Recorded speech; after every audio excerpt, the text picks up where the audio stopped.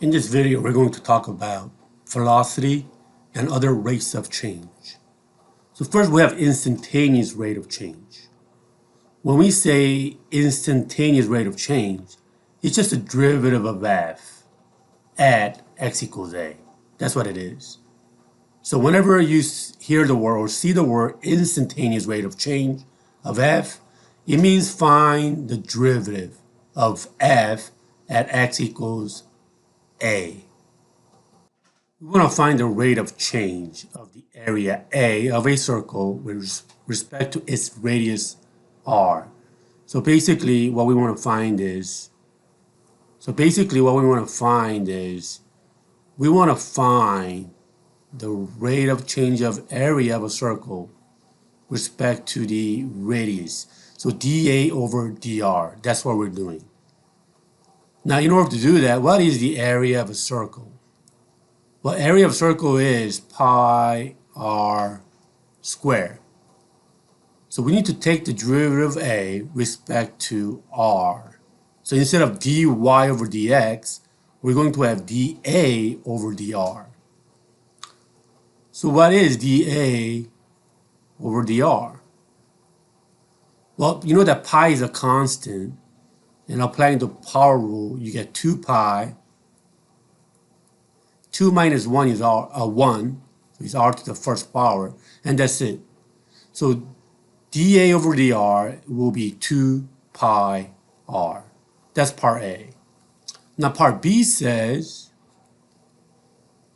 evaluate the rate of change of A, which is this, dA over dr, at r equals 5. So we need to find dA over dr, rate of change of area with respect to the radius at when r equals 5. So all we got to do is plug in 5. For r, we get what? 2 times pi times 5, which is 10 pi. What about at r equals 10?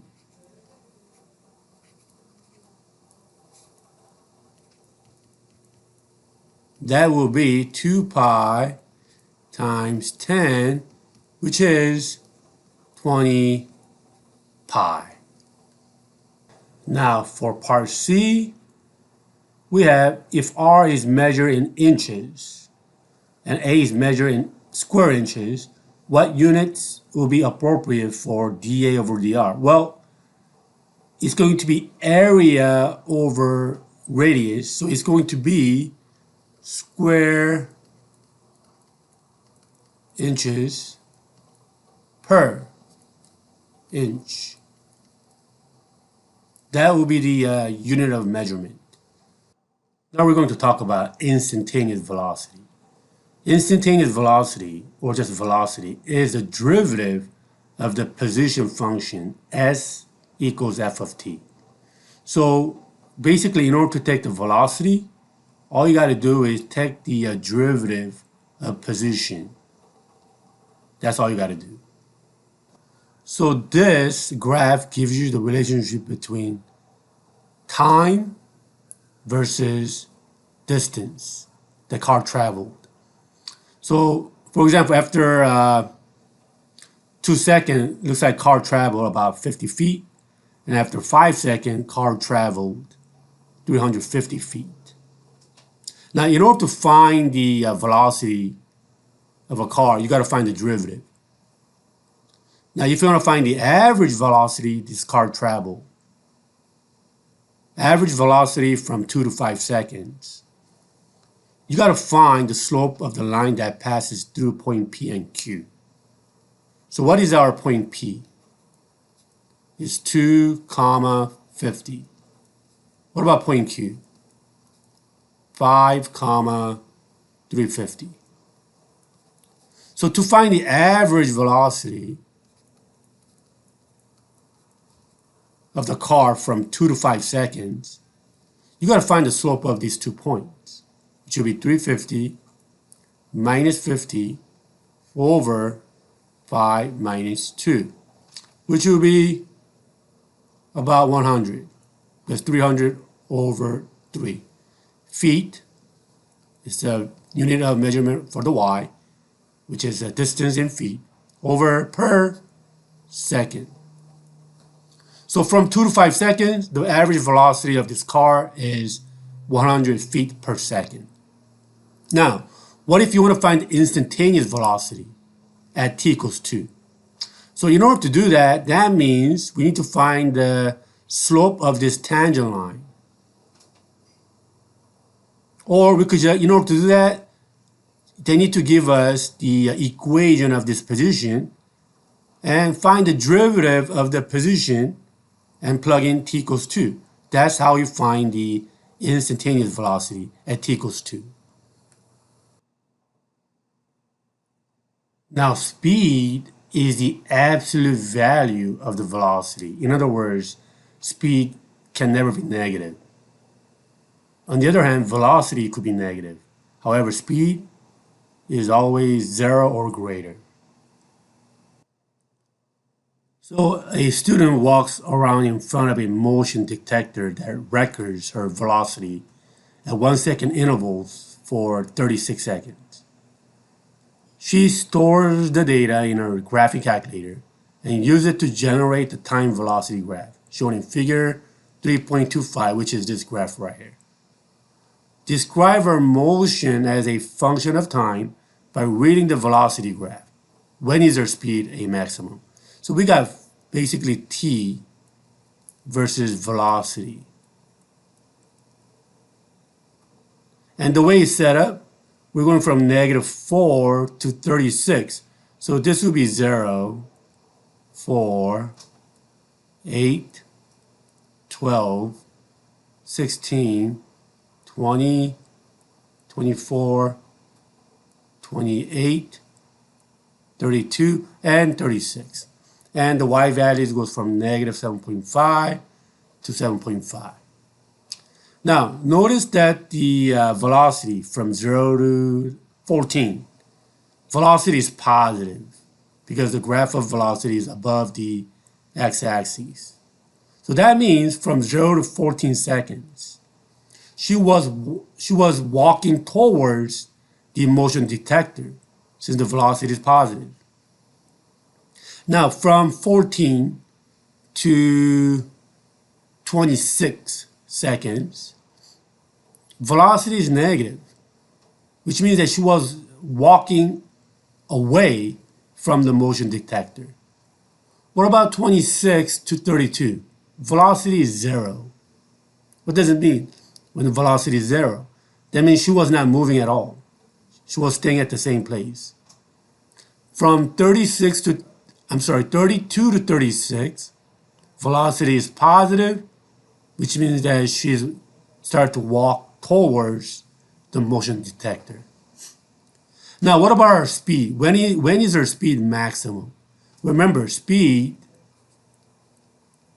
is the absolute value of the velocity. If you notice that t equals 20, you have the negative velocity, but look at the distance. An absolute value of that negative number is going to be greater than absolute value of any positive numbers. So her speed will be the maximum at t equals 20 because the absolute value of this y value will be the greatest of any absolute value. Now let's talk about acceleration. Acceleration is a derivative of a velocity with respect to time. So basically, velocity is a derivative of position, and acceleration is the derivative of velocity. So acceleration is dv over dt, which means the derivative of velocity with respect to time, or which is the same thing as the second derivative of position with respect to time. Let's take a look at example 4. A dynamite blast propels a heavy rock straight up with a launch velocity of 160 feet per second. It reaches a height of s. So this is the position. S equals 160t minus 16t squared feet after t seconds. So now we need to understand that there's a rock, and because of the dynamite, it's going up. Okay, it's going straight up. That's what's happening. And the position of a rock is 160t minus 16t squared. Now part A is saying, how high does the rock go? Well, think about it. When the rock goes all the way up, when it reaches the maximum height, what will be the velocity? The velocity is going to be 0. It's going all the way up, velocity 0, and then it comes back down. So we need to find for part A at what time first, at what time the velocity is 0. So how do you find the velocity from position? It's the first derivative. So velocity is going to be derivative of 160t, which is 160, minus derivative of negative 16t squared, 32t. So let me write the velocity right here because we might need it later. 160 minus 32t. Now we need to find the time when velocity is 0. So using the simple algebra, you know that t will be 5. So the rock reaches the maximum height after 5 seconds. So how do you find the position? At 5 seconds, we have to use the S of t, which is S of 5 equals 160 times 5 minus 16 quantity 5 squared. And you're going to get 800 minus 400, which is 400. So the rock goes up to 400 feet. Now let's do part B. What is the velocity and speed of the rock when it is 250 feet above the ground on the way up, on the way down? So we first need to find at what time is the rock at 256 feet above the ground. So we have to use the position here. Position of the rock will be 256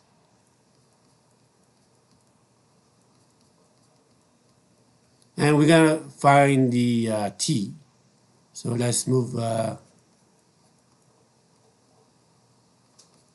everything to one side.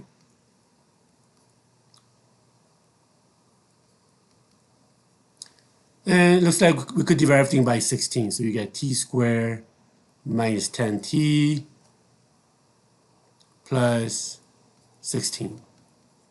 And this is factorable. So you get t minus 2, t minus 8 equals 0. So we get t equals 2 and t equals 8. So it looks like the first time we reach 256 is after 2 seconds. That was on the way up. And then after 8 seconds, that's when the rock was coming down. So there are 2 occasions when the rock reaches 256 feet above the ground. Now we got to find the velocity. How do you find the velocity after 2? We got to just plug in 2 for the velocity, which was on the way up. And when you evaluate that, you get 96 feet per second. What about at 8? What's the velocity at 8? It's going to be 160 minus 32 times 8, which is going to be negative 96 feet per second. Now notice, on the way up, the velocity was positive. But on the way down, velocity was negative. Now what about the speed? Well, the speed is the absolute value of the velocity. So speed will be 96 feet per second. Now what about part C? What is the acceleration of the rock at any time t during its flight after the blast? Well, the acceleration is the derivative of velocity, which is going to be 0, 0, and then you get negative 32. So no matter what, it will be negative 32. But what is the unit of measurement?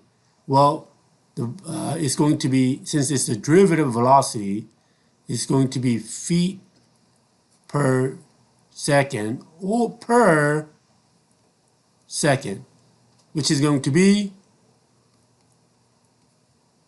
feet per second squared. That's the unit of measurement for acceleration. Now part D, when does the rock hit the ground? Well, look at the position here. The rock hits the ground when the position or height is 0. So we have to set S of t equals 0 and then solve for t. So you end up getting, well, the common factor is 16t. So you get 10 minus t. So solve for t, you get t equals 0 or t equals 10. So when does a rock hit the ground? It hits the ground when it started at t equals 0 and when it returns when t equals 10 seconds. So basically the rock traveled for 10 seconds. Now let's take a look at example 5, studying particle motion.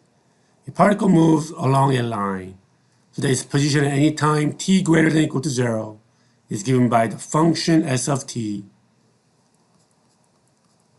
is t squared minus 4t plus 3, where s is measured in meters and t is measured in seconds.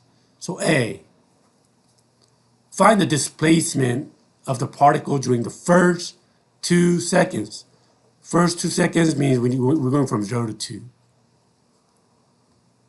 And how do you find the displacement? Displacement is the final position minus the initial position. That's a displacement. So where is our final position from 0 to 2? Well, that's when the t is 2. And what is the position at t equals 2? We got to plug in here. That is s of 2. And what is our initial position? Initial value is 0. So we got to find s of 0. And we got to subtract. So what is s of 2? When you plug it in, you're going to get negative 1. What is s of 0? You get 3. So minus 3. So you end up getting negative 4. So that is a displacement. So what does it mean when the displacement is negative? That means when your final position is left side of the initial position. If the displacement is positive, then your final position will be the right side of the initial position. Now for part B, we need to find the average velocity of the particle during the first 4 seconds. So 0 to 4. Now, velocity is the rate of change of position over time. So in order to find the average velocity, we need to find the slope from 0 to 4, which will be s of 4 minus s of 0 over 4 minus 0. This would give you the average velocity because this is a rate of change of the distance over time from 0 to 4. So what is 0 to 4? Well, plug in 4 over here, you get 3 Then s of 0 is 3 over 4 minus 0 is 4. So you end up getting 0. And then what's the unit of measurement? It's going to be meter per second. So our average velocity is 0 meter per second from 0 to 4 seconds. Now part C, it says find the instantaneous velocity of the particle when t equals 4. So that means since we're finding instantaneous velocity, we need to find the derivative of position, which is 2t minus 4. So now in order to find the instantaneous velocity at t equals 4, all we got to do is find v of 4, which is 2 times 4 minus 4. So you get 4 meters per second. Now part D. How'd you find the acceleration of the particle when t equals 4? Well, the acceleration is just the derivative of velocity, or second derivative of position. So what is the derivative of that? 2. So no matter what time it is, it's always going to be 2 meters per second squared. So A of 4, because that's the acceleration at t equals 4, is going to be 2 meters per second squared. And why is it meter per second squared again? Well, acceleration is going to be meter per second per second. That's why it's meter per second squared. Now part E, describe the motion of the particle. And what values of t does the particle change directions? Well, we know that velocity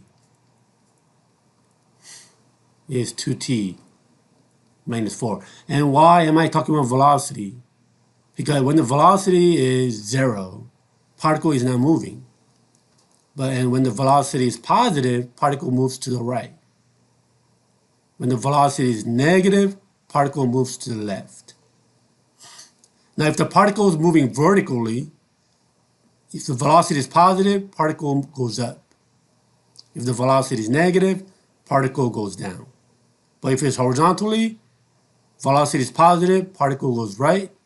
Velocity is negative, particle goes to the left. So let's set it equal to 0. So you know that t is 2. So we know that the velocity will be 0 at t equals 2.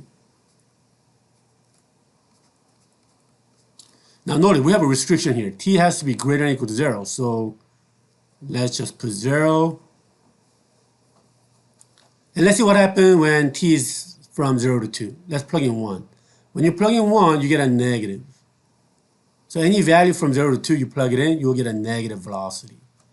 What about any number that's greater than 2? Choose 4. You get positive. So as you can see, from 0 to 2, velocity is negative, which means that particle is moving to the left. What about from 2 to infinity? Well, from 2 to infinity, the velocity is positive. That means particle is going to the right. So when does the particle changes its direction? At t equals 2, because it was moving to left, and then it stops at 2, and then it goes to the right. So particle changes direction at t equals 2.